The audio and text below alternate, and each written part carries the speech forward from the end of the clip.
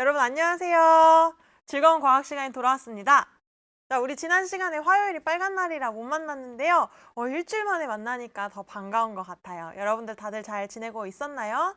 같이 인사 한번 나눠볼까요? 네, 지금 실시간으로 듣는 친구들이 조금씩 많아지고 있는데요. 네, 모두 안녕하세요. 안녕하세요. 네, 예연 학생 안녕하세요. 네, 모두 잘 지냈죠? 네, TR092 학생 안녕하세요. 네, 여러분들 선생님이랑 이렇게 실시간으로 소통하는 시간이 오늘이 마지막이에요. 너무너무 아쉽네요. 네, 네, 이주엽 학생, 장준혁 학생 모두 반갑습니다. 네. 네, 루키 학생 안녕하세요. 네, 전준호 학생 유유유 맞아요. 우리가 오늘 하는 수업 내용이 마지막 시간이에요. 네, 허준마 학생 안녕하세요. 네, 루키 학생. 네, 맞아요. 지금 다들 아쉬운 것 같아요. 우리 오늘 소통하는 시간은 마지막이지만 그래도 다음 주에 선생님 수업은 계속 되니까요. 다음 주에도 열심히 수업 들어줬으면 좋겠고요. 자, 우리 오늘은 실시간으로 질문할 수 있는 기회가 마지막이다. 이런 마음으로 더 많은 질문 많이 해줬으면 좋겠어요. 열심히 수업에 참여해줬으면 좋겠고요. 자, 우리 오늘 배울 내용 그렇게 쉬운 내용은 아닌데요. 오늘 선생님과 열심히 소통하면서 수업 나가보도록 할게요. 자, 그럼 PPT 화면을 같이 보겠습니다. 네, 지난 시간에 열심히 참여해준 친구들입니다. 루키 학생, 파인애플 학생, 이주엽 학생, 예현 학생, 허준마 학생, 오스마스 슈슈 학생, TR092 학생, 김한율펜 아니다 학생, 지영 학생, 다라봄 학생, 인호 학생, 알치리 학생, 윤성민 학생, 부프 유튜브 학생, 박종현 학생, 김민 학생, 아니요, 응 아니야 학생, 현나 학생, 고효빈 학생, GD 아카시리아 월드. 네, 이런 친구들이 열심히 수업 참여해 줬는데요. 자, 오늘도 잘 열심히 참여해 줬으면 좋겠고요. 선생님 얘기했지만 여러분들 다는 거 선생님이 다 녹화 떠서 보관하고 있습니다. 네, 언제든지 편하게 소통해 줬으면 좋겠고요. 네, 강민영 학생 안녕하세요. 네, 다음 주에도 수업 합니다. 네, 소통은 오늘이 마지막이지만 다음 주에도 선생님 시간에 맞춰서 시간표 내로 수업 영상 올라가니까요. 다음 시간에 배우는 내용들 구름과 강수 현상에 대한 건데요. 그 내용 다음 주에도 이 시간 맞춰서 들어줬으면 좋겠습니다. 네, 자, 그러면 우리 수업 나가볼게요. 자, 질문이 있는 학생은 파란색 하트를 붙여서 질문해주면 선생님이 더 잘 볼 수 있을 것 같습니다. 네, 비프맵 유현주 학생 처음 보는 것 같은데요. 네, 반갑습니다. 자, 우리 다 같이 수업 시작하기 전에 기지개 한번 시원하게 피고, 네, 고개 한번 돌리고, 혈액순환 팡팡 해서 집중력 더. 네, 마이크가 잠깐 떨어졌었는데요. 네, 깜짝 놀랐죠? 자, 지금 목소리 다들 잘 들리죠? 네, 오늘은 마지막이니까 곡책에 적을게요 라고 했는데요. 훌륭합니다. 혹시라도 오늘 선생님이 설명하는 내용이 좀 많을 수도 있어요. 그러면 필기하던 거 딱 내려놓고 선생님 수업에 집중하면 더 공부가 잘 될 거예요. 자, 그러면 지난 시간에 배웠던 내용들 복습해 볼게요. 우리 태양으로부터 지구가 계속 에너지를 받고 있는데 지구가 계속 뜨거워지지 않는 이유를 우리가 어떤 개념을 들어서 설명을 했었죠? 복사 땡땡. 복사 땡땡. 어떤 거였죠? 네, 복사 평형이었습니다. 어떤 물체가 흡수하는 복사 에너지의 양과 방출하는 복사 에너지의 양이 같을 때를 복사 평형이라고 했고요. 우리 지구에서 복사 평형이 이루어졌기 때문에 기온이 일정했던 거다라는 거 배웠었어요. 그리고 또 자, 지구를 둘러싸고 있는 대기에서 지표면으로부터 나온 복사 에너지를 잠시 보관했다가 다시 지표로 쏘기 때문에 지구가 따뜻하게 유지됐었다. 이런 걸 온실 효과다라고 이야기를 했었죠. 그리고 근데 이 온실 효과를 일으키는 온실 기체들이 너무 많아져서 지구가 뜨거워지고 있다. 지구온난화 현상까지 같이 살펴봤습니다. 네, 맞아요. 복사평형. 네, TR092 학생, 준호 학생, 인호 학생, 주엽 학생, 김한율펜 학생, 장윤혁 학생 모두 네, 다들 잘 대답해 주었습니다. 네, 예연 학생 한 줄로 다 정리해 줬는데요. 모두 훌륭합니다. 자, 그럼 우리가 오늘 배울 내용 같이 볼게요. 자, PPT 화면 보니까 여러분들 이거 지금 뭐 하고 있는 건지 알 것 같나요? 지금 땅을 팠고 그 아래에 그릇 같은 걸 놓고 그 위에 비닐을 이렇게 깔았어요. 그리고 그 중앙에 돌을 올렸는데요. 지금 이거 뭐 하는 걸까요? 이게 뭐지? 우리가 오늘 배우는 공기 중의 수증기와 관련된 현상입니다. 역시 허준마 학생 물을 모으고 있는 것 같아요. TR092 물 만들기 장준혁 학생 깨끗한 물을 얻으려고 모두 맞습니다. 자, 이런 그림인데요. 옆에서 보면 자 아래에 땅 속에 있던 물 또는 거기에 바닷물이 있을 수도 있어요. 그 물 속에 있던 물들이 증발에 의해서 공기 중으로 나오겠죠? 이 공기들이 막 돌아다니다가 차가운 비닐봉지를 만나면 무슨 현상이 일어나요? 기체가 액체로 바뀌는 응결 현상이 일어나게 돼요. 그럼 물방울들이 비닐에 맺히게 되겠죠? 이 물방울에 비닐에 맺힌 물방울들이 돌에 의해서 이렇게 중앙으로 내려와서 가운데 병에 모아지는 이런 거 정글의 법칙에서도 나오고 그랬었는데요. 네, 여러분들 네, 다들 잘 알고 있는 것 같네요. 훌륭합니다. 자, 이렇게 공기 중의 수증기들이 어떻게 기체가 되고 어떻게 응결이 되는지 그리고 이때 습도는 어떻게 되는지에 대해서 오늘 배워보도록 할게요. 네, 다 같이 학습 목표 보겠습니다. 첫 번째, 상대 습도의 의미를 설명할 수 있다. 자, 우리가 습하다, 건조하다 이 습도 이야기하는 건데요. 우리가 절대 습도가 있고 절대 습도가 있고 상대 습도가 있어요. 네, 우리가 주로 사용하는 건 상대 습도입니다. 자, 두 번째, 기온에 따른 상대 습도의 변화를 설명할 수 있다입니다. 네, 상대 습도는 기온에 따라서 영향을 받는데요. 이것도 어떻게 되는지 네, 오늘 배울 거고요. 네, 루키 학생 오늘 이 시점도 같이 다루게 됩니다. 네, 저런 방식으로 전통 소주 만들지 않나요? 와, 맞아요. 저런 걸 증류라고 하는데요. 맞습니다. 자, 그럼 우리가 오늘 배우는 내용 살피기 전에 우리 초등학교 때 배웠던 내용 살짝 짚고 넘어갑시다. 자, 공기 중에 수증기가 있어요. 자, 온도가 쭈르르륵 떨어져요. 자, 온도가 떨어지면 이 수증기가 원래는 눈에 보이지 않지만 이 온도가 점점 떨어지면 이 수증기들이 액체, 물방울로 바뀌게 되면서 우리 눈에 보이게 되죠. 그런 거 우리가 뭐라고 배웠었어요? 네, 여러분들도 다들 잘 알고 있듯이 응결이라고 했어요. 응결. 자, 그럼 이 과정 속에 우리가 짚고 넘어가야 되는 게 있어요. 공기 중에 포함될 수 있는 수증기 양이 무한하지 않구나. 특히 온도가 떨어지면 수증기가 물방울로 바뀌는구나. 자, 공기 중에 포함될 수 있는 수증기 양은 정해져 있구나. 요거 포인트로 짚어주면 됩니다. 자, 플래시로 잠깐 볼게요. 자, 컵이 있고요. 따뜻한 물을 담궈놨을 때는 공기 중에 있던 수증기가 자유롭게 기체 상태로 돌아다니고 있죠. 자, 근데 선생님이 여기에 컵에 얼음을 넣었어요. 그러면 이 공기 중에 자유롭게 돌아다니던 수증기가 차가운 컵에 만나서 물방울로 응결이 돼요. 그렇죠?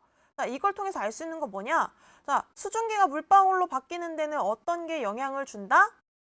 네, 맞아요. 네, 온도, 바로 기온이 영향을 주는구나 라고 생각해 주면 돼요. 하나 더 보면 자, 이렇게 응결이 시작되는 온도 이걸 우리가 뭐라고 부르냐? 이슬점이라고 부릅니다. 공기 중에 수증기가 물방울로 바뀌는 걸 우리가 응결이라고 하는데 이 응결이 일어나는 건 온도에 따라서 영향을 받는구나. 자, 잘 기억해 두세요. 그리고 이때 응결이 시작되는 온도를 우리가 이슬점이라고 부른다 라고 기억해주면 퍼펙트입니다. 자, 그러면 상대 습도 오늘 배우는 내용 다시 한번 볼게요. 자, 기온에 따라 공기 중에 포함될 수 있는 최대 수증기 양이 정해져 있다. 자, 공기 1kg을 선생님이 잡아볼게요. 자, 공기 1kg 속에 들어있을 수 있는 최대 수증기 양이 있어요. 자, 이때 이 수증기 양을 우리가 뭐라고 부를 거냐면 앞으로 포화 수증기량이라고 부를 거예요. 포화 수증기. 우리가 먹을 만큼 음식을 다 먹었어요. 그러면 우리가 뭐라고 해요? 포만감을 느낀다라고 하죠. 가득 차다. 포화 수증기량입니다. 자, 그리고 이때의 상태를 포화 상태라고 합니다. 자, 여기까지 이해가 되나요?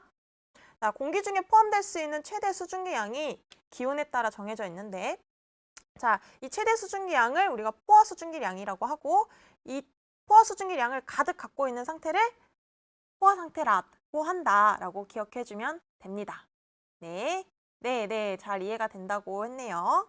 자, 그러면 다시 한번 어떤 기온에서 일정한 양의 공기가 최대로 수증기를 포함하였을 때를 우리가 포화 상태라고 하고, 자, 포화 상태인 공기 1kg 속에 들어있는 수증기량을 그램으로 나타낸 것을 우리가 포화 수증기량이라고 한다. 이때 우리 공기 속에 있는 수증기 양은 굉장히 작기 때문에 그램으로 나타낸다. 여기까지 알아두면 아주 완벽합니다. 네. 자, 그러면 기온에 따라서 어떻게 포화 수증기량이 변할지 한번 생각해 봅시다. 자, 기온이 높아져요. 자, 그럼 포화 수증기량은 어떻게 될까요? 기온이 높아지면 선생님 한번 같이 볼까요? 자, 기온이 높아져요. 공기 분자들이 막 움직이고 있었는데 열 에너지를 많이 받으면 분자 운동이 더 활발해지겠죠? 그러면 더 막 빨빨거리면서 돌아다니니까 얘네들이 뭉치는 게 은결인데 은결이 잘 일어날까요? 은결이 잘 일어나지 않을 거예요. 그래서 기온이 높아지면 수증기 분자들이 기체로 더 잘 있으려고 하기 때문에 공기 중에 들어갈 수 있는 포화 수증기 양 역시 늘어나게 됩니다. 자, 알겠죠? 그러면 PPT로 다시 돌아올게요. 자, 포화 수증기량이 기온이 높아지면 증가하게 된다. 자, 기온이 낮아지면 포화 수증기량은 당연히 어떻게 되겠어요? 네, 기온이 낮아지면 분자 운동 에너지가 약화돼요. 그러면 얘네들이 힘이 없으니까 더 잘 뭉칠 수 있겠죠. 은결이 잘 일어납니다. 그렇기 때문에 기체로 잘 익지 못하기 때문에 포화 수증기량은 감소한다. 요거까지 알아주면 좋겠습니다. 네, 여기까지 이해가 됐으면 네라고 대답해 주세요.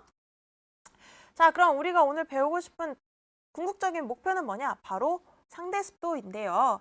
자, 현재 기온에서 공기의 포화 수증기량에 대해서 실제로 우리가 얼만큼 갖고 있느냐, 이걸 비율로 나타낸 걸 우리가 상대 습도라고 합니다. 자, 여기 정의 한번 볼게요. 포화 수증기량에 대한 실제 포함된 수증기량의 비율. 이거 과학에서 자주 나오는 건데요. 이 비율 우리 분수로 표현을 많이 하죠? 자, 삐리리에 대한 요거는 분모값으로 집어넣어 주면 된다. 이렇게 생각해 주면 팁 하나 알려주는 거예요. 자, 그럼 요거를 우리가 한눈에 보기 좋게 식으로 표현해 볼게요. 자, 상대 습도는 현재 기온에서의 포화 수증기량 분의 현재 공기가 실제로 갖고 있는 실제 수증기량을 나타내는 건데요. 우리가 퍼센테이지로 나타내면 바로바로 인식하기가 좋기 때문에 곱하기 100을 해주고 퍼센트로 상대습도를 나타내게 됩니다. 자, 여기까지 이해가 되나요? 네. 자, 여기까지가 상대습도 개념이에요. 포화분의 실제 수증기량 곱하기 100이다. 자, 그러면 선생님이랑 그림으로 다시 한번 볼게요. 자, 기온에 따라서 포화 수증기량이 정해져 있는데, 자, 실제 수증기량은 이거보다 클 수도 있고 작을 수도 있겠죠. 자, 같을 수도 있을 거예요. 자, 포화 수증기량과 실제 수증기량이 같은 경우에는 이때 건조하다고 느낄까요? 우리가 습하다고 느낄까요? 포화 수증기량과 실제 수증기량이 같으면 건조할까요? 습할까요? 우리 대답해 볼까요? 댓글에. 네. 네, 김한율 팬 아니다 학생 습해요 라고 했어요. 네, 맞아요. 습해요. 네, TR092 학생, 루키 학생, 전준호 학생, 이주엽 학생 모두 잘 대답해 주었습니다. 네, 맞아요. 습해요. 자, 습해. 자, 상대 습도로 나타내면 이거 몇 %일까요? 포화 수증기량분의 실제 수증기량 곱하기 100인데, 자, 이 분자 분모값이 똑같아요. 1이에요. 그러면 상대 습도는 몇 %? 네, 맞아요. 100%입니다. 100%. 오늘 김한율 팬 아니다 학생 아주 빠르게 대답해 주네요. 고맙습니다. 자, 그러면 상대 습도가 100%예요. 근데 선생님이 더 온도를 낮출게요. 자, 온도를 낮추면 포화 수증기량이 감소하겠죠? 자, 그러면 실제 수증기량보다 포화 수증기량이 작아요. 그러면 공기 중에 있던 수증기가 뭘로 바뀌겠어요? 점점 물방울로 바뀌겠죠? 응결이 시작될 거예요. 자, 이때의 온도를 우리가 뭐라고 한다? 이슬점이다 라고 한다. 그리고 이 이슬점에 영향을 주는 건 실제 수증기량인데요. 요거는 조금 이따가 더 자세하게 살펴보도록 하겠습니다. 자, 우리가 방금 봤던 거 계속 선생님 말로 했는데요. 그래프로 같이 한번 볼게요.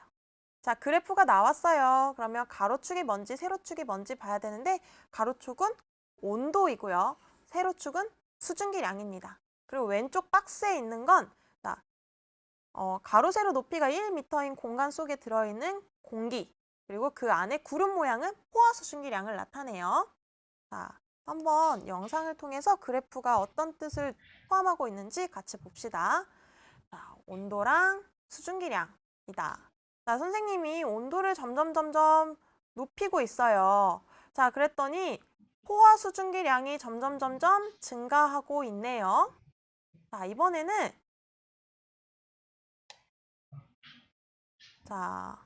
선생님 온도를 30도 기준으로 맞춰 놓을게요.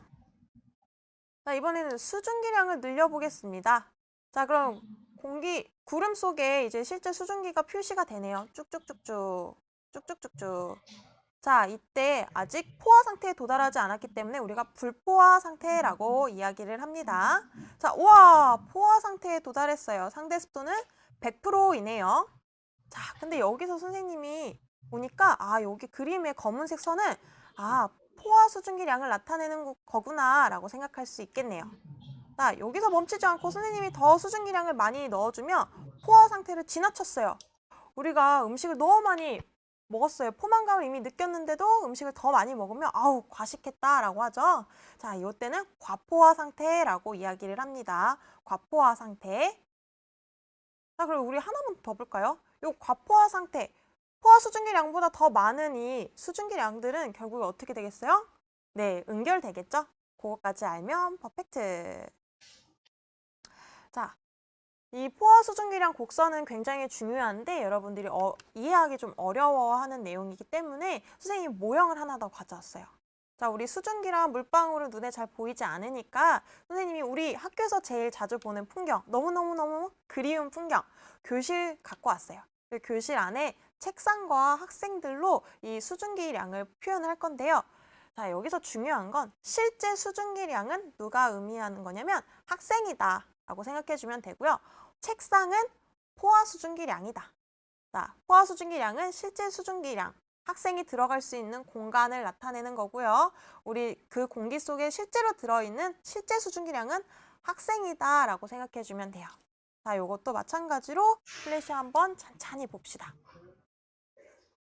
자, 가로축 온도, 세로축은 공기 수증기량이고요. 선생님이 온도를 점점 늘려주니까 어때요? 책상수, 그러니까 포화 수증기량이 계속 늘어나고 있죠? 자, 마찬가지로 얘도 30도에 맞춰줄게요. 자, 이번에는 수증기량을 넣겠습니다. 수증기를 실제적으로 막 넣었더니 학생들이 이제 책상 속에 앉게 되네요. 자, 쭉쭉쭉쭉 넣었어요. 자, 요때를 우리가 뭐라고 한다? 100% 상대 습도 포화 상태라고 하고요. 요 빨간색 곡선이 포화 수증기량을 나타내는 거구나 라고 생각해주면 되고, 더 선생님이 수증기를 넣게 되면 학생들이 있을 공간이 없어요. 자, 이 친구들은 벽 뒤나 교실 뒤에 서 있을 텐데요. 자, 얘네들이 바로 물방울이 된 거구나 라고 생각해주면 완벽합니다. 네, 자, 여기까지 다들 이해가 잘 됐나요? 자, 다들 잘 이해가 됐으면 네 라고 해주고요. 혹시 이해가 안 된 부분이 있으면 선생님한테 질문을 달아줬으면 좋겠습니다. 네, 멍멍이 학생 안녕하세요. 이도현 학생 안녕하세요. 자, 그러면 우리가 방금 봤던 포화 수증기량 곡선 더 분석해 보도록 할게요. 네, 다들 이해가 잘 됐다고 이야기를 했는데요. 자, PPT 화면으로 볼게요. 자, 포화 수증기량 곡선 이제 모형 보지 않고 바로 그래프만 보겠습니다. 자, 문제는 어떻게 나오냐? 이렇게 곡선 그래프를 준 다음에 자, A지점, B지점, C지점, D지점 이렇게 다양한 지점을 주고 이때 포화 수증기량 얼마, 공기 상태 얼마, 기온, 이슬점, 상대습도 얼마 이런 걸 다양하게 물어봅니다. 자, 우리 직접 같이 선생님이랑 하나하나 해볼게요. 첫 번째, A 지점입니다. 자, A 지점 그림에서 잘 보이나요? 어디 있어요? 네, 여기 있네요. 자, A 지점의 포화 수증기량 얼마예요? 자, 포화 수증기량은 어떻게 따지냐? 자, 기온을 보면 돼요. 자, 포화 수증기량 얼마? 7.6이네요. 10도일 때 포화 수증기량 7.6g입니다. 자, 이때 공기의 상태는 포화예요? 불포예요? 불포화예요. 네, 포화 수증기량과 현재 갖고 있는 수증기량이 동일합니다. 그러면 포화 상태이겠죠? 네, 맞아요, 맞아요. 네, 맞습니다. 모두 대답 잘 해주고 있어요. 자, 그럼 기온은 몇 도다? 10도다.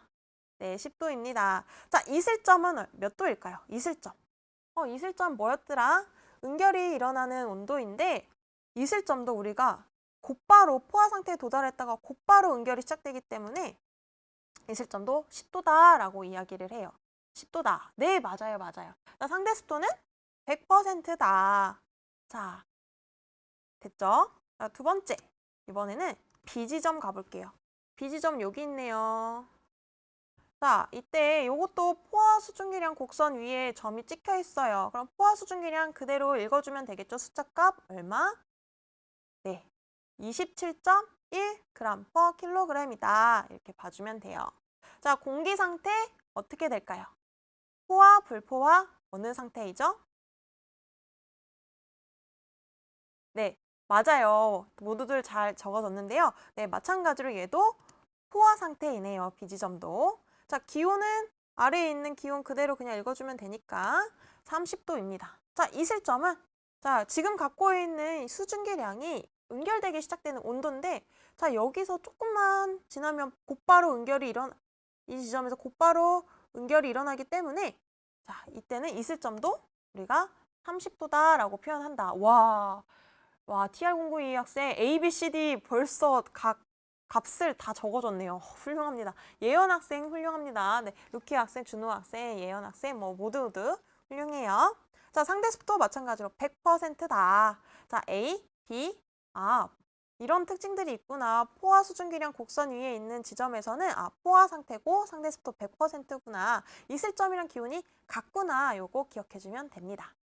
자, 이번에 C지점 볼 건데요. 자, C지점 조금 어려울 수 있어요. 포화 수증기량 곡선 아래에 있네요. 자, 요때 포화 수증기량 한번 따져볼 건데요. 자, 선생님이 현재 수증기량 물어본 거 아니고 포화 수증기량 물어봤어요. 자, 현재 수증기량이라고 하면 자, 현재 수증기량은 요 지점 쭉 연결한 7.6이 현재 수증기량이 될 텐데요. 문제에서 물어본 건 포화 수증기량이에요. 자, 이 기온에서 포화 수증기량이 얼마냐? 30도에서의 포화 수증기량은 바로 27.1이다. 요거 잘 기억해 두세요. 자, 공기 상태는 포화예요? 불포화예요? 네, 역시 포화 수증기량 틀리지 않고 다들 잘 대답해 주었네요. 네, 공기 상태는 어떻게 될까요? 네, 맞습니다. 불포화 상태이죠. 포화 상태에 아직 도달하지 않았어요. 자, 기온은 몇 도다? 30도다. 자, 여기서 중요한 거. 이슬점은 몇 도일까요? 이슬점. 이슬점은 현재 갖고 있는 수증기가 응결이 시작되는 온도입니다. 응결이 시작되는 온도. 자, 현재 지가 얼만큼 갖고 있었어요? 자, 색깔을 다르게 선생님 표현해 볼게요. 자, 7.6g의 현재 수증기량이 있었는데요. 얘네들이 응결이 시작되는 온도는 몇 도예요? 자, 다들 대답해 볼까요? 자, 7.6g의 공기가 응결이 시작되는 온도는 바로 여기서 쭉 끌어서 이 포화 수증기량이랑 닿는 부분 요때 온도를 읽어주면 됩니다. 이게 바로 이슬점이다. 네, 맞습니다. 자, 요거 되게 어려운 내용인데 다시 한번 이야기해 볼게요. 자, 이슬점은 현재 수증기량이 응결이 시작되는 온도를 이야기하기 때문에 자, 현재 온도를 물어보는 게 아니라 응결이 시작되는 요 그래프를 이렇게 분석해서 요 10을 읽어줘야 된다. 이슬점에 대한 설명 좀 더 볼게요. 자, 만약에 선생님이 C 지점이 아니라 C 프라임 지점에 대한 걸 한번 물어볼게요. 자, C 지점이랑 C 프라임 지점 중에 어디가 더 있을 점이 높을까요? C랑 C 프라임 지점 중에 어느 지점에서 있을 점이 더 높을까요? 자, C 프라임의 현재 수증기량 한번 볼게요. 자, 현재 수증기량 20이었는데요. 자, 이때 응결이 시작되는 온도는 25도네요. 자, C 지점에서는 있을 점이 10이었는데 C 프라임에서는 25도이다. 자, 이걸 통해서 알 수 있는 거. 자, 현재 수증기량이 많으면 많을수록 있을 점이 높아지는구나. 여기까지 이해해주면 됩니다. 네. 네, 맞아요. C 프라임 맞습니다. 네. 자, 그러면 상대 습도 이제 구해볼게요. 자, 포화 수증기량 얼마? 27.1. 현재 수증기량 얼마? 7.6입니다. 곱하기 100을 해주면 띠리리리리 계산을 하면 28%의 상대 습도가 나오게 됩니다. 자, 다들 잘 따라오고 있나요? 네, 맞아요. 계산 아주 빠르게 잘해주고 있는데요. 네, 맞아요. 약 28%입니다. 28.0 이렇게 나오게 돼요. 자, 여기까지 이해가 잘 되나요? 자, 그러면 조금 더 볼게요. 자, 이 불포화 상태였던 C 공기를 포화 상태로 만드는 방법도 문제에서 잘 나와요. 크게 두 가지 있는데요. 첫 번째는 뭐냐? 수증기를 그냥 넣어주는 거예요. 실제 수증기를 마구마구 넣어주세요. 자, 얼만큼 넣어주면 될까요? 자, 맞아요. 요 차이만큼 19.5g의 수증기를 더 넣어주면 됩니다. 네, 맞습니다. 자, 두 번째는 바로 기온을 낮추는 거죠. 차갑게 하면 돼요. 자, 이렇게 하면 된다. 자, 불포화 상태의 공기를 포화 상태로 만드는 방법 두 가지 있는데 첫 번째는 수증기를 넣는다. 두 번째는 온도를 낮춘다입니다. 네, 이거 잘 알아두세요. 시험 문제 잘 나오니까. 여기서 선생님 조금 더 100점 맞게끔 하나 더 알려주면 자, C 공기를 A로 온도를 낮췄어요. 포화 상태에 도달했죠? 네, 선생님이 여기서 멈추지 않고 온도를 더 차갑게 냉각시켰어요. 0도로. 자, 그러면 지금 0도에서는 포화 수증기량이 3.8인데 현재 갖고 있던 수증기량은 7.6을 너무 많아요. 그러면 이 차이만큼의 3.8g은 뭘로 바뀌겠어요? 수증기가 아니라 물방울로 응결되게 된다까지 알면 이제 포화 수증기량 곡선에 관련된 문제는 100점 맞을 수 있습니다. 마지막 D 지점 볼게요. 자, D 지점에서의 공기의 상태는 이거 선생님 포화 상태를 지나쳤죠. 이때는 우리가 과포화라고 합니다. 지나쳐서 이때 기온은 10도 그냥 읽어주면 돼요. D 지점에 대해서는 이 정도까지만 보고 넘어가도록 하겠습니다. 네. 자, 그러면 우리 결국에 알고 싶은 건 뭐냐? 우리 일상에서 상대 습도가 어떻게 변하냐 이거예요. 자, 실제로 상대 습도에 영향을 주는 요소는 수증기량도 있지만 기온도 있는데요. 자, 한번 볼게요. 자, 기온이 일정한 경우랑 아닌 경우를 살펴볼 건데요. 첫 번째로 기온이 일정할 때. 자, 기온이 일정합니다. 그러면 우리 무슨 수증기량이 일정했었죠? 기온에 따라서 결정되는 수증기량은 뭐냐? 바로 포화 수증기량이죠. 자, 차가울 때, 뜨거울 때 공기 중에 포함할 수 있는 수증기량이 정해졌었어요. 자, 공기가 포함하고 있는 수증기량이 많아지면 많아질수록 포화 수증기량은 일정한데 실제 수증기량이 많아지면 많아질수록 뭐가 높아지겠어요? 상대 습도가 높아지겠죠? 네. 네, 맞습니다. 맞아요. 네, 예연 학생 대답 잘해줬어요. 자, 그 다음 경우는 이번에는 기온이 변하는 경우입니다. 대신 조건이 있어요.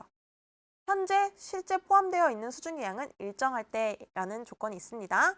자, 공기가 포함하고 있는 수증기량이 일정할 때, 자, 기온이 낮아지면, 이거 우리 아까 봤던 내용이네. 기온이 낮아지면 포화 수증기량 어떻게 된다라고 했었죠?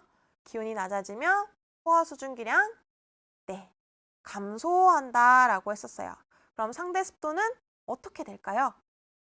포화 수증기량, 분모값이 작아졌어요. 근데 실제 수증기량은 일정하대요. 그럼 상대 습도는 상대적으로 네, 높아지겠죠? 습해지고 있습니다. 기온이 낮아지니까. 자, 반대로 기온이 높아져요. 그러면 포화 수증기량이 증가해요. 그러면 공기 중에 포함될 수 있는 수증기량이 많아지기 때문에 상대 습도는 낮아진다 라고 해주면 됩니다. 네, 맞아요. 다들 잘 대답을 해주고 있습니다. 자, 그럼 우리가 지금 본 내용 그림으로 마지막 한 번 더 볼게요. 자, 실제 수증기량에 대한 상대습도 변화를 알아볼 건데요. 첫 번째, 기온이 일정할 때입니다. 자, 가운데 지점부터 볼게요. 자, 포화 수증기량, 기온이 일정하니까 A, 첫 번째, 두 번째, 세 번째, 가나다, 상황 다 포화 수증기량이 똑같죠? 자, 근데 실제 수증기량이 달라요. 자, 이때 상대습도는 누가 더 높을까요? 가나다 중에 자, 상대습도가 어떤 순서로 배열이 될까요? 네, 당연히 포화 수증기량과 상대습도가 거의 비슷한 다가 가장 상대습도가 높겠죠. 이 두 개가 같다고 하면 꽉 차 있으면 상대습도가 100%라고 했으니까요. 네, 이렇게 됩니다. 자, 이번에는 수증기량이 일정해요. 자, 파란색 수증기량은 다 일정한데 기온이 다르기 때문에 포화 수증기량이 다 달라요. 자, 이때는 누가 상대습도가 가장 높을까요? 자, 왼쪽부터 가, 나, 다 라고 하면 어떻게 될까요? 가가 더 높고 가, 그 다음 나, 그 다음 다 순서가 되겠죠? 네, 모두 잘 대답해 주었습니다. 네. 자, 그러면 이번에 맑은 날 하루 동안의 상대습도 변화를 살펴보도록 할게요. 자, 우리가 방금 뭐를 봤냐? 자, 기온이 변화하면 상대습도가 변화한다 라고 했어요. 근데 이때의 조건은 현재 수증기량이 일정하다는 조건이 있었죠. 네, 맑은 날에는 하루 동안의 현재 수증기량이 거의 일정한데요. 자, 하루 동안 기온은 변화하는데 이때 상대습도는 어떻게 되는지 한 번 더 살펴볼게요. 네, 자, 그림 한번 볼게요. 자, 가로축은 뭐냐? 시간입니다. 시간. 새벽 3시, 아침 6시, 오전 9시, 낮 12시 등등등 순서예요. 자, 왼쪽 세로축은 기온이고요. 오른쪽 세로축은 습도입니다. 자, 다들 알겠죠? 자, 그러면 첫 번째, 기온이 가장 낮은 새벽 6시 경을 보면 자, 기온이 낮아요. 포화 수증기량 어떻게 된다? 네, 감소한다 라고 했었죠. 네, 그리고 상대 습도는 높아진다 라고 했습니다. 네, 다들 알고 있죠? 자, 반대로 이번에는 포화 수증기량은 어떻게 될까요? 네, 포화 수증기량이 증가해요.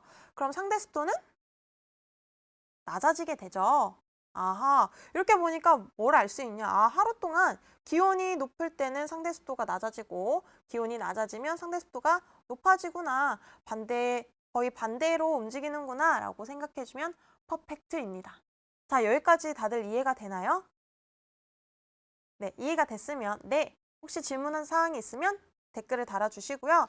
자, 이렇게 우리가 오늘 배운 내용 여러 번 복습을 하면서 다 배웠는데요.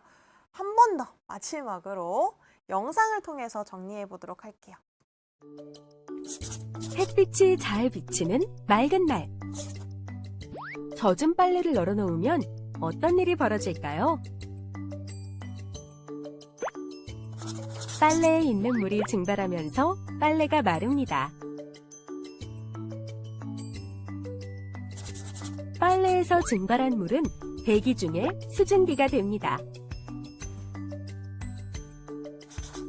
어떤 기온에서 일정한 양의 공기가 최대로 수증기를 포함하였을 때를 포화 상태라고 합니다. 포화 상태인 공기 1kg에 들어있는 수증기량을 그램으로 나타낸 것을 포화 수증기량이라고 합니다.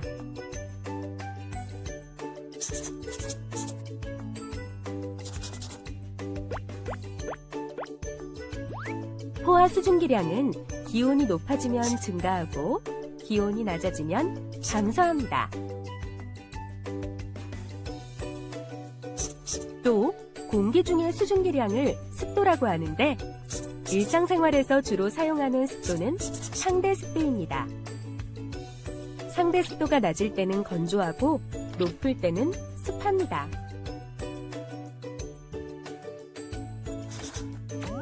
기온이 일정하면 포화 수증기량이 일정하므로 공기가 포함하고 있는 수증기의 양이 많아질수록 상대 습도가 높아집니다. 기온이 변하면 포화 수증기량이 달라지므로 공기가 포함하고 있는 수증기의 양이 일정해도 상대 습도가 달라집니다. 기온이 낮아지면 포화 수증기량이 감소하여 상대 습도가 높아지고 기온이 높아지면 포화 수증기량이 증가하여 상대 습도가 낮아집니다.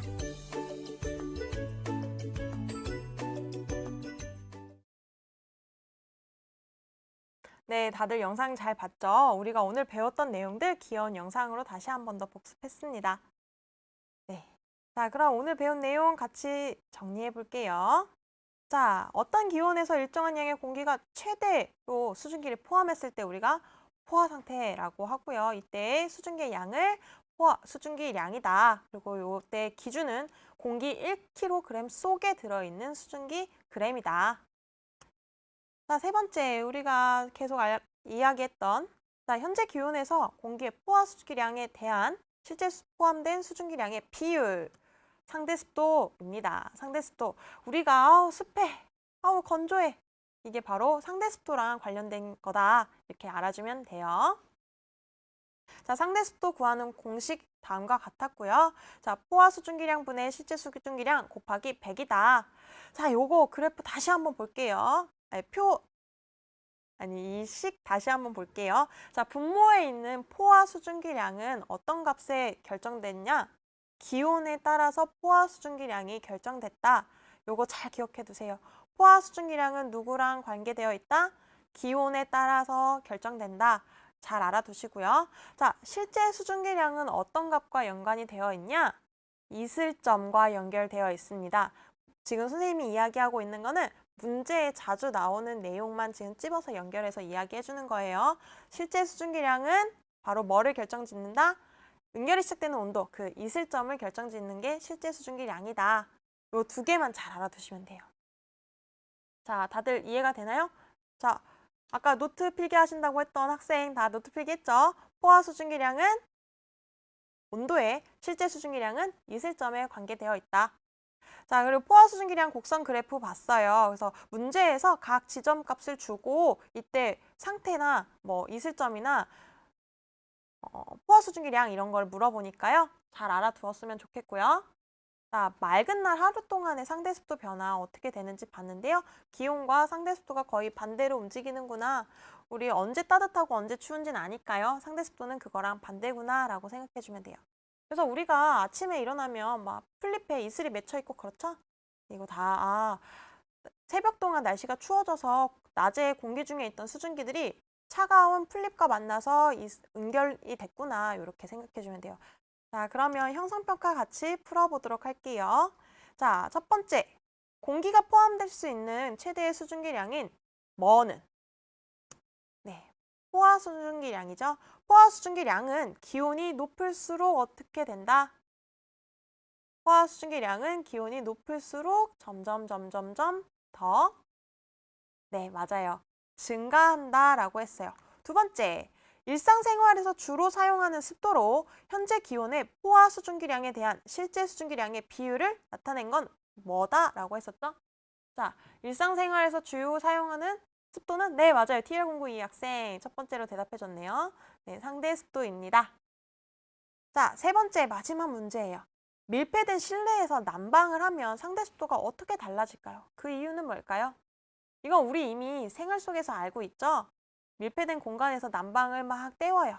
자, 그러면 온도가 올라가죠? 그럼 포화 수증기량도 같이 올라가게 될 거예요. 자, 그러면 상대 습도는 포화 수증기량 분의 실제 수증기량 곱하기 100이었는데 분모값인 포화 수증기량의 값이 점점 증가하니까 당연히 상대 습도는 낮아지겠다. 이렇게 생각해 주면 돼요. 우리 빨래 잘 말리려면 건조해야 되죠? 그래서 우리 집안에 난방을 막 태우죠. 빨래가 잘 안 마를 때는. 그런 거 일상생활에서 어떻게 우리가 상대 습도를 느끼고 있었는지 떠올려주면 더 쉽게 잘 이해할 거라고 생각합니다. 네, 맞아요. 네, 다들 잘 대답해주고 있습니다. 이현석 학생 오랜만인 것 같는데요. 네, 다들 잘 대답해주고 있어요. 네, 훌륭합니다. 자, 그럼 이렇게 오늘 수업 내용 마치고요. 오늘의 과제 안내할게요. 네, 오늘의 과제를 안내하도록 할게요. 자, 오늘의 과제는 첫 번째, 포화 수증기량 곡선 굉장히 어려워하는 친구들 많은데요. 그거랑 관련된 문제 선생님이 실었으니까요. 각자 다들 풀어보셨으면 하고요. 두 번째는 하루 동안의 상대 습도가 어떻게 변화하는지 그리고 그거에 관련된 문제 같이 실었습니다. 이렇게 두 개 학습지 과제 해줬으면 좋겠어요. 자, 그러면 다음 차시로 넘어가 보도록 할게요. 다음 차시에서는 우리가 뭐를 배울 거냐면요. 우리 눈에 안 보여요. 지금 뭐가? 공기 속에 있는 수증기는 눈에 안 보인다라고 했어요. 근데 온도가 점점 떨어지고 얘가 응결이 되면 물방울로 바뀌고 이때는 우리 눈에 보인다라고 했었죠. 그래서 하늘에 떠 있는 게 우리가 구름이다. 이렇게 만들어진 게 구름이다라고 했었는데요. 이 구름의 생성 과정 정확하게 어떤 단계를 거치는지 다음 시간에 차근차근 살펴보도록 할 거고요. 자, 그러면 우리 지금 시간이 조금 남았는데요. 이렇게 열심히 소통했던 친구들이랑 인사하는 시간 좀 가져보도록 할게요. 네. 뭐 처음에는 20분 만에 수업이 끝나는 것 같았는데 뭐 지금 5분 만에 수업이 끝나는 것 같다 이렇게 이야기해주는 친구들도 있고 연력학 법칙은 언제 배우죠? 이렇게 물어보는 친구가 있는데요. 선생님한테 궁금한 게 있으면 메일로 보내주세요. 메일로 보내주면 선생님 나름 설명을 해서 답변해 주겠습니다. 네, 수고하셨습니다. 네, 과학 생방송을 못 봐서 죄송합니다. 다시 보기는 다 했어요. 이런 친구들 많은데요. 맞아요. 우리 처음에는 실시간으로 듣는 친구들도 정말 많고 다시 보기 하는 학생들도 정말 많았는데요. 선생님이랑 소통 댓글은 안 달더라도 그 처음에 열심히 참여했던 학생들 또는 지금 중간에 합류한 친구들도 선생님이랑 이야기는 하지 않더라도 다들 열심히 듣고 있을 거라고 생각을 해요. 네, 맞아요. 선생님 고생하셨습니다. 너무 빨리 끝났네요. 네. 역시 저는 이과가 좋았는데 선생님 수업 들으니까 더 좋아졌어요. 이렇게 이야기해주는 친구들도 있고요. 네, 너무 고맙습니다. 네, 선생님도 정말 여러분들과 수업하는 동안 처음에는 실시간이라는 게 굉장히 부담스러웠는데 몇 번 수업을 하면서 너무너무 여러분들과 소통하는 시간이 즐거웠어요. 진짜 행복했으니까요. 여러분들도 선생님과 수업하는 동안 행복했다는 느낌을 가졌으면 선생님 욕심이겠죠? 어쨌든 과학이 좀 재밌다, 과학 수업 들을만하다 이런 생각이라도 해줬으면 선생님 정말 뿌듯할 것 같아요. 네, 네, 루키 학생 고맙습니다.